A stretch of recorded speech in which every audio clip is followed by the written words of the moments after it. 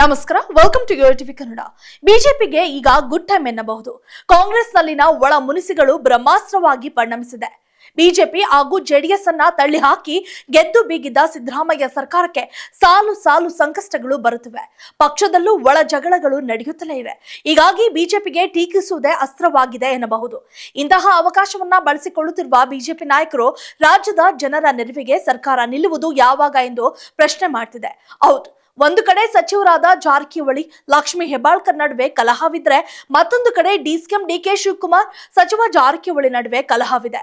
2.5 ವರ್ಷಕ್ಕೆ ಅಧಿಕಾರ ಹಸ್ತಾಂತರವಾಗಬೇಕು ಎಂದು ಒಪ್ಪಂದವಾದ್ರೂ ಕೂಡ ಸಿಎಂ ಸಿದ್ದರಾಮಯ್ಯ ಅವರಿಗೆ ಅಧಿಕಾರ ಹಸ್ತಾಂತರಿಸಲು ಮನಸ್ಸಿಲ್ಲ.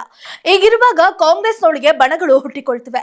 ಹೀಗಿರುವಾಗ ಅಧಿಕಾರಕ್ಕಾಗಿ ಕಿತ್ತಾಡುವುದು ಈ ಕೈ ನಾಯಕರು ಹೇಗೆ ರಾಜ್ಯದಲ್ಲಿ ಜನರಿಗೆ ಒಳಿತು ಮಾಡಲು ಸಾಧ್ಯ ಎಂದು ಬಿಜೆಪಿ ಪ್ರಶ್ನೆ ಮಾಡ್ತಿದೆ. ಪ್ರತಿಪಕ್ಷ ನಾಯಕ ಆರ್ ಅಶೋಕ್ ಮಾತನಾಡಿ, ಕಾಂಗ್ರೆಸ್ನಲ್ಲಿ ಕುರ್ಚಿಗಾಗಿ ಕಾದಾಟ ನಡೆಯುತ್ತಿರುವುದರಿಂದ ಜನರ ಪಾಲಿಗೆ ಸರ್ಕಾರದ ನೆರವು ಮರೀಚಿಕೆಯಾಗಿದೆ ಎಂದಿದ್ದಾರೆ. ಶಿವಕುಮಾರ್ ಕೆಪಿಸಿಸಿ ಅಧ್ಯಕ್ಷ ಸ್ಥಾನ ಬಿಡಲು ಸಿದ್ಧವಿಲ್ಲ. ಇವೆಲ್ಲದರಿಂದಾಗಿ ಯಾರು ಜನರ ಪರವಾಗಿ ಮಾತನಾಡ್ತಿಲ್ಲ. ಗುತ್ತಿಗೆದಾರರು ದಯಾ ಮರಣಕ್ಕೆ ಕೋರಿದ್ರೆ ಆಸ್ಪತ್ರೆಗಳಲ್ಲಿ ಬಾಣಂತಿಯರ ಸಾವಾಗ್ತಿದೆ. ಎಲ್ಲರೂ ಕುರ್ಚಿಗಾಗಿ ಕಾದಾಡುತ್ತಿದ್ದಾರೆ. ಕರ್ನಾಟಕದ ಆರ್ಥಿಕ ಪರಿಸ್ಥಿತಿಯನ್ನ ಸಿಎಂ ಸಿದ್ದರಾಮಯ್ಯ ಹಾಳು ಮಾಡಿದ್ದಾರೆ ಎಂದಿದ್ದಾರೆ.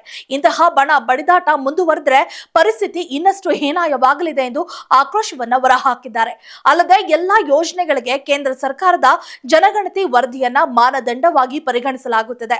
ಆದ್ದರಿಂದ ಕೇಂದ್ರ ಸರ್ಕಾರ ನಡೆಸುವ ಜನಗಣತಿ ವರದಿಯಲ್ಲೇ ಎಲ್ಲಾ ಜಾತಿಗಳ ಲೆಕ್ಕಾಚಾರ ಕೂಡ ಬರುತ್ತದೆ. ಆದ್ದರಿಂದ ರಾಜ್ಯ ಸರ್ಕಾರ ಈ ಗಣತಿಗೆ ಸಹಕಾರ ನೀಡಬೇಕು ಎಂದಿದ್ದಾರೆ.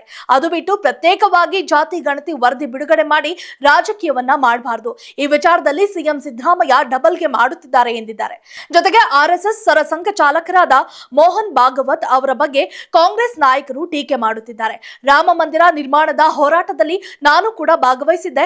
ಮಂದಿರ ನಿರ್ಮಾಣ ಎಂದ್ರೆ ಮತ್ತೊಂದು ಸ್ವಾತಂತ್ರ್ಯ ಹೋರಾಟ. ರಾಹುಲ್ ಗಾಂಧಿ, ಸೋನಿಯಾ ಗಾಂಧಿ ಯಾವ ಸ್ವಾತಂತ್ರ್ಯ ಹೋರಾಟ ಮಾಡಿದ್ದಾರೆ?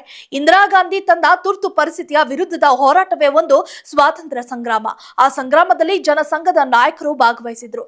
ಕಾಂಗ್ರೆಸ್ನವರು ಯಾವ ಹೋರಾಟ ಮಾಡಿದ್ದಾರೆ ಎಂದು ತಿಳಿಸಲಿ. ಇಂದಿರಾ ಗಾಂಧಿಯನ್ನೇ ವಿರೋಧಿಸಿ ಹೋರಾಟ ಮಾಡಿದ ಆರ್ಎಸ್ಎಸ್ ರಾಹುಲ್ ಗಾಂಧಿಗೆ ಹೆದರುವುದಿಲ್ಲ ಎಂದಿದ್ದಾರೆ. ಒಟ್ಟಾರೆ ಈ ಮೂಲಕ ಬಿಜೆಪಿಗೆ ಕಾಮೆಂಟ್ ಮಾಡೋಕೆ ವಿಷಯಗಳು ತುಂಬಾ ಇವೆ. ಆದ್ರೆ ಏನೇ ಮಾತಾಡಿದ್ರು ಸಿದ್ದರಾಮಯ್ಯ ಹಾಗೂ ಡಿಕೆ ಶಿವಕುಮಾರ್ ಅವರ ತಂತ್ರಗಾರಿಕೆ ತಿಳಿಯೋದು ಕಷ್ಟವೇ. ಈ ಎಲ್ಲಾ ವಿಚಾರಗಳು ಇನ್ನು ಯಾವ ಸ್ವರೂಪ ಪಡೆದುಕೊಳ್ಳುತ್ತವೆ ಎಂದು ಕಾದು ನೋಡೋಣ.